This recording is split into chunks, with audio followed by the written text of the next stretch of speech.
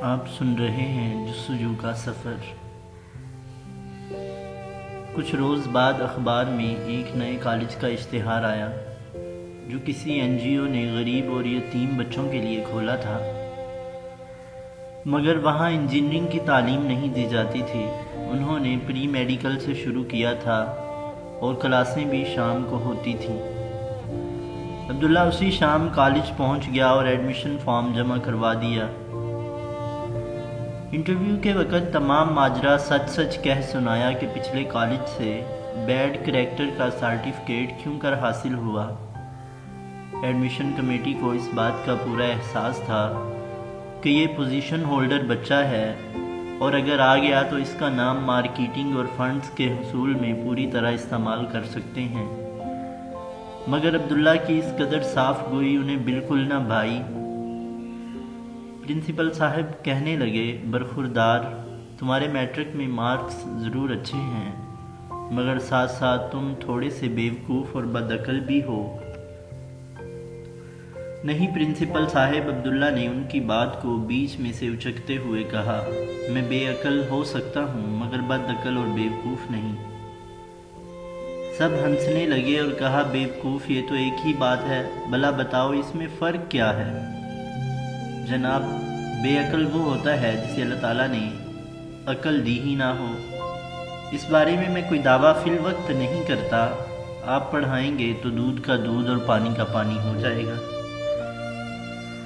اور بدعقل وہ ہوتا ہے جس کے پاس عقل تو ہو مگر وہ اسے غلط کاموں میں استعمال کرے۔ میں ایسا کچھ نہیں کرتا۔ بیوقوف وقوف سے نکلا ہے، جیسا کہ وقوف عرفہ ٹھہرنے کو کہتے ہیں۔ ایسا شخص جو ٹھہر کے ٹک کے کچھ نہ کر سکے وہ ہوا بیوقوف، اور مجھ میں یہ خصوصیت بھی نہیں پائی جاتی۔ ایڈمیشن کمیٹی نے مزید کچھ کہے بغیر فل اسکالرشپ کے ساتھ اس کے فارم پر دستخط کر دیے، اور یوں عبداللہ ڈاکٹر بننے کے خواب دیکھنے لگ گیا اور وقت کا پہیہ اپنی رفتار سے گھومتا رہا۔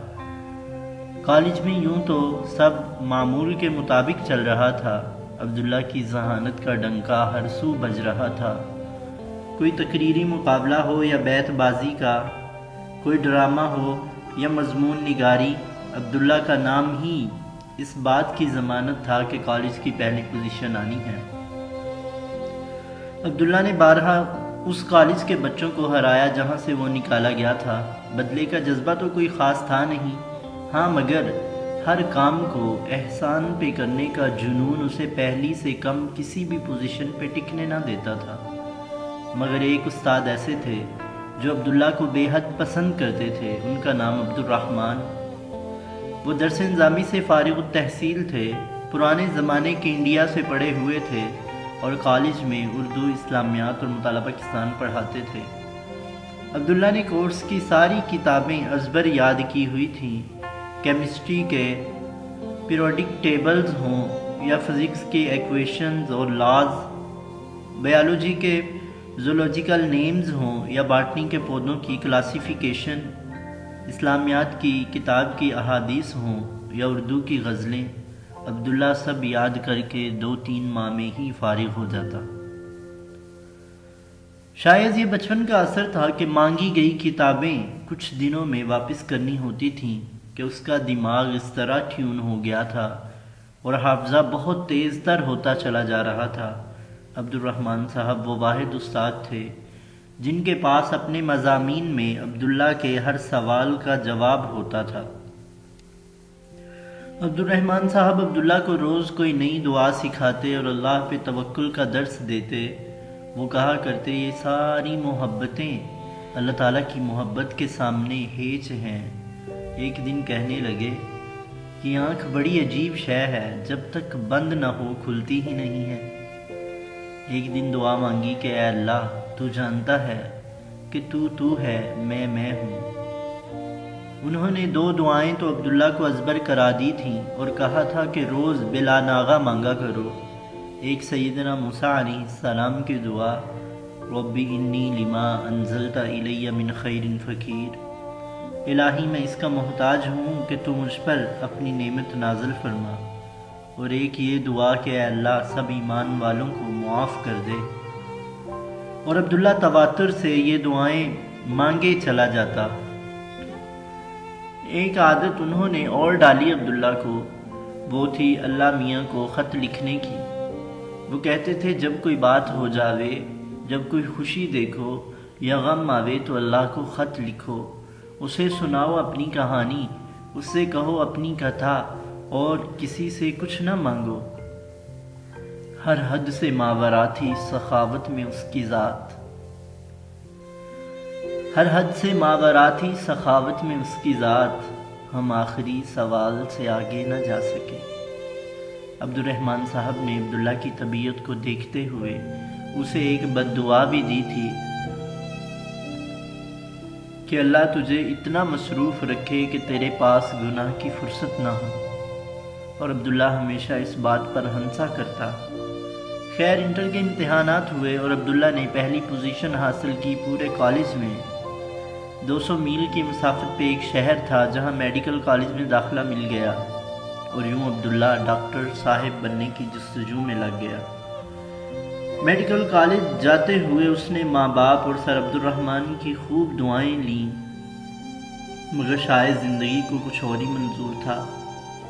وہاں درجن بھر سیاسی پارٹیوں کی تنظیمیں تھیں جو عبداللہ کی صلاحیتوں کو اپنے اپنے پولیٹیکل ایجنڈے کی تقویت میں استعمال کرنا چاہتی تھیں، مگر عبداللہ کو بھلا ان الجھنوں سے کیا مطلب؟ نتیجہ یہ نکلا کہ گفتگو اور مہذب دعوت گستاخیوں اور بدتمیزیوں پر چلی گئی، اور آخرکار ایک دن ایک پارٹی کے لڑکوں نے عبداللہ کو خوب مارا، کپڑے پھاڑ دیے اور کتابیں تک جلا دی، اور اسے اٹھا کر تمام اساتذہ پولیس سب کے سامنے کالج سے باہر پھینک دیا۔ پولیس والوں نے آ کر کہا اب نظر آئے تو کالج میں ہیروئن رکھنے کے جرم میں زندگی بھر جیل میں سڑا دیں گے، اور عبداللہ ڈاکٹر صاحب کے خواب کی لاش اٹھائے واپس آ گیا۔ ستارے کچھ بتاتے ہیں، نتیجہ کچھ نکلتا ہے۔ بڑی حیرت میں ہے میرا مقدر دیکھنے والا۔ عبداللہ اپنے ازلی سوال کے ساتھ آج پھر فضلو کے سامنے کھڑا تھا۔ مجھے کیا پتا تیرے پہ مولوی کی بد دعا ہے، تو منحوس ہو گیا ہے، جہاں جاتا ہے پٹ کر واپس آ جاتا ہے، کوئی کام تیرا بنتا نہیں ہے، مجھے نہیں پتا، نہ مجھ سے پوچھ نہ مجھے بتا۔ اور یہ کہہ کر فضلو اپنے آنے والے گاہک کے ساتھ مصروف ہو گیا۔ مشوروں اور ملاقاتوں کا ایک سلسلہ پھر شروع ہوا۔ کسی نے کہا بی فارمیسی کر لو، تو کسی نے ایسوسیٹ ڈپلومہ کرنے کو کہا، کسی نے بزنس ایڈمنسٹریشن کی راہ دکھائی تو کوئی کمپیوٹر سائنس کا شیدائی۔ آج ٹی وی پر ہالی ووڈ کی کوئی فلم چل رہی تھی جو عبداللہ نے دکان کے ساتھ والے چائے کے ڈھابے پر دیکھی۔ خوبصورت اور نوجوان لوگ سفید رنگ کے ایپرن پہنے شیشے کی بوتلوں میں رنگ برنگے محلول گماتے پتہ نہیں کیا ایجاد کر رہے تھے۔ کسی نے کہا یہ دوائیاں بنا رہے ہیں، تو کسی نے انگریزی نہ سمجھتے ہوئے مووی کو کیمیائی ہتھیاروں سے جوڑ دیا۔ خیر آج رات خواب میں عبداللہ نے دیکھا وہ وائٹ کوٹ پہنے دنیا کی بیماریوں کی کھوج لگا رہا ہے۔ وہ صبح اٹھا تو مسکرا رہا تھا، اسے اپنی زندگی کا مقصد مل گیا تھا، اور وہ تھا بی فارمیسی۔ بی فارمیسی کے لیے شہر کی بڑی یونیورسٹی میں داخلہ فارم جمع کروا دیا۔ فضلو لاکھ سمجھاتا رہا کہ فیس کے پیسے کہاں سے لائیں گے، رہے گا کہاں، کھائے گا کہاں سے، مگر عبداللہ ہمیشہ جواب دیتا کہ ابا میں 313 کے فارمولے پر چلتا ہوں، جو کام میں کر سکتا ہوں وہ کرتا ہوں، جو کر نہیں سکتا اس کے بارے میں پریشان بھی نہیں ہوتا۔ غزوہ بدر میں 313 صحابہ کرام کے پاس جو بھی تھا وہ لے کے پہنچ گئے۔ فتح جس کا مقدر ہو جائے تو سبیل خود ہی ہو جایا کرتی ہے۔ خیر وہی ہوا جس کا فضلو کو ڈر تھا۔ ایڈمیشن لسٹ لگی مگر عبداللہ کا نام تھا نہیں۔ عبداللہ سیدھا رجسٹرار کے پاس گیا، کہا کہ سر رات بھر سے یونیورسٹی گیٹ پر بیٹھا ہوں کہ رہنے کی جگہ نہیں، ضرور کوئی غلطی ہوئی ہے، میرا نام لسٹ میں نہیں ہے۔ رجسٹرار صاحب نے پوچھا کہ تمہارا ڈومیسائل کہاں کا ہے؟ ہمارے پاس کوٹا سسٹم ہے، میں چیک کرتا ہوں۔ جناب ڈومیسائل تو اندرون سندھ کے ایک گاؤں کا ہے۔ ہاں، اس ضلع کی صرف ایک سیٹ ہے۔ جی بالکل، وہ ایک سیٹ میری ہے، میرے سے زیادہ نمبر ضلع میں کسی کے بھی نہیں۔ ہاں مگر آپ کے ضلع سے منتخب ہونے والے قومی اسمبلی کے ممبر ایجوکیشن منسٹر ہیں۔ ہاں، تو عبداللہ نے بے قراری سے پوچھا۔ تو برخوردار، آئینی طور پر چانسلر کی ایک سیٹ ہوتی ہے اور اس پر ان کا بانجا تمہارے ہی گاؤں کے ڈومیسائل سے منتخب ہو چکا ہے 53% مارکس لینے کے باوجود۔ اور عبداللہ کو اپنا وجود دھڑم سے فرش بوس ہوتا نظر آیا۔ مقصد زندگی شروع ہونے سے پہلے ہی ختم ہو گیا۔ وہ دوائیاں، وہ خواب، وہ پروجیکٹس، سب خاک میں مل گیا۔ اب کس منہ سے جائے گا واپس؟ ابا، اب میں کیا کروں؟ عبداللہ آج پھر اپنے بے بس باپ کے سامنے کھڑا پوچھ رہا تھا۔ کچھ دنوں بعد اخبار میں اشتہار آیا کہ پاس والے شہر میں کمپیوٹر سائنس کا بیچلرز پروگرام شروع ہو رہا ہے۔ عبداللہ نے پھر صرف یہ سوچ کے فارم جمع کروایا کہ کچھ کرنا نہ کرنے سے بہتر ہے، ورنہ نہ تو اسے کمپیوٹر سائنس کی کوئی سمجھ تھی نہ شوق۔ پھر وہی 313 کا فارمولہ۔ اس بار داخلہ تو مل گیا مگر اسکالرشپ نہ ملی۔ پہلی بار یہ پروگرام شروع ہو رہا تھا اور ایک خلقت تھی جو داخلہ چاہتی تھی۔ ایسے میں یونیورسٹی کو کیا سوجی تھی کہ وہ مفت میں داخلے دیتی پھرے۔ 1000 روپے ماہانہ فیس تھی مگر فضلو کے لیے 1000 روپے ماہانہ دینا ناممکنات میں سے تھا۔ بہت سمجھایا مگر عبداللہ بس دعائیں ہی مانگتا رہتا۔ اے اللہ، تو محتاج نہیں چھوٹے بڑے لوگوں کا، تو جب چاہے جیسے چاہے دے دے۔ تجھے کوئی بجٹ تھوڑا ہی پاس کرانا ہوتا ہے اسمبلی سے، تو مجھے ایسے ہی دے دے، دیتا چلا جا، بس دیتا ہی رہ۔ اے اللہ، اے میرے مالک، اے میرے رب، تو مجھے اپنی قدرت کا مظہر بنا دے۔ لوگ مجھے دیکھ کر کہیں کہ جب اللہ کسی کو دینے پر آتا ہے نا تو وہ ایسے دیتا ہے، جب کسی کو بلا وجہ نوازتا ہے نا تو وہ ایسے ہوتا ہے۔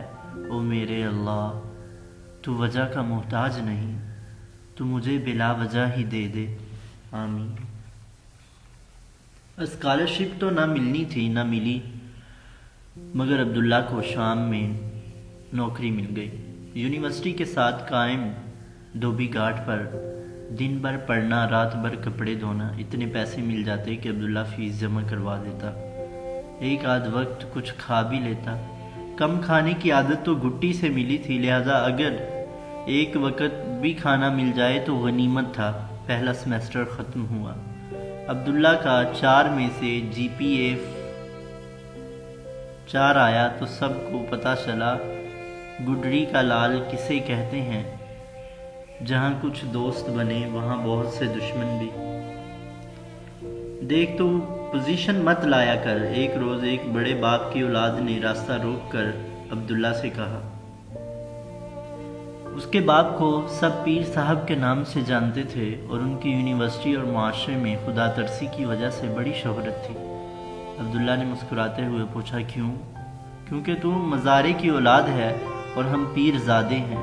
گھر والے مذاق اڑاتے ہیں کہ مزارے کا بچہ ٹاپ کر رہا ہے اور تم لوگ فیل آ رہے ہو۔ اب اگر تیری پوزیشن آئی تو ٹانگیں توڑ دیں گے۔